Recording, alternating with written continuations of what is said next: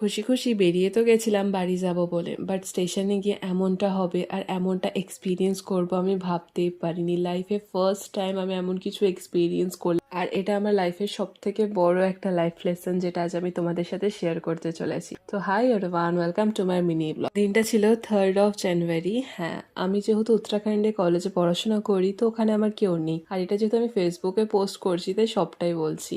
তো উত্তরাখণ্ডে আমার কেউ না থাকার কারণে আমি আমার বেস্ট ফ্রেন্ড মতলব প্রিয়ার বাড়ি, আমি তার বাড়িতেই যাওয়া আসা করি। আর যেদিন মিনি ব্লগটা আমি শ্যুট করেছি, তো সেদিন আমি প্রিয়ার বাড়িতেই সকাল থেকে ছিলাম। আর ট্রেন যেহেতু আমার 7টা 10-এ ছিল, সেই জন্য আমি ঠিক 4টের দিক করে বেরিয়ে গেছিলাম। তো যাওয়ার আগে এখানে আন্টি আমাকে সমস্ত রকমের সবকিছু প্রিপারেশন করে দিয়েছে, আমাকে খাইয়ে দিয়েছে, আন্টি আমার জন্য স্ন্যাক্সও বানিয়ে দিয়েছে।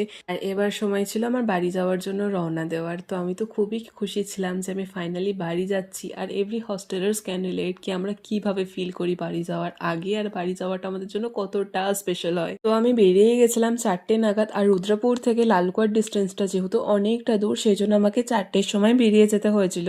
আর লালকুয়া স্টেশনে পৌঁছতে পৌঁছতে আমার ঠিক 6:30 মতন বেজে যায়। বাট একটা গল্প ছিল যে আমার যে টিকিটটা ছিল সেটা যেহেতু প্রচন্ড আর্জেন্টলি বুক করা হয়েছিল বলে টিকিট কনফার্ম ছিল না। বাট আই থট কি আমি টিটির সাথে যাব, একটু নেগোশিয়েট করব, দেন আমি টিকিটটা যেভাবে হোক মানে কনফার্ম করে আমি বাকি রাস্তাটা কন্টিনিউ করব। বাট আমার ভাবনাটাই ভুল, বলে না যেটা ভাবতেই সেটা সবসময় হয় না। তারপর টিটিকে আমি যখন বলি, টিটি তো কিছুতেই মানতে রাজি হয় না। টিটি বলে না, এটা এখন সিজনের সময়, কিছুতেই তোমাকে সিট দেওয়া যাবে না, হ্যাঁ and then I tried my best to convince him, but সে শুনলোই না আমার কথা।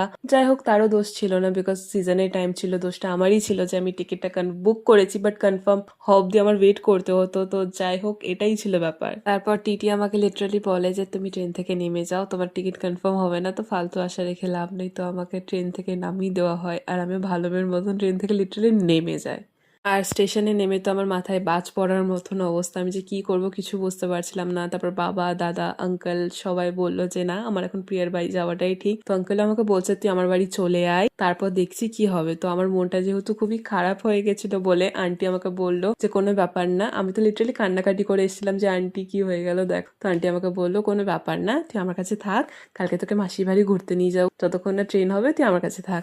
তো আমি আন্টির কাছেই ছিলাম। আর ফাইনালি আফটার অনেক স্ট্রাগলের পর পরের দিন আমার টিকিট বুক হয়, কনফার্ম হয়, আর এখানে আমি বাড়ি যাওয়ার জন্য বেরিয়েও পড়েছি। And I am so excited to meet my family. বাস আজকের ব্লগটা এতটাই রইলো। তোমাদের কিরকম লেগেছে আমাকে অবশ্যই জানিও। দেখা হচ্ছে নেক্সট ব্লগে। তো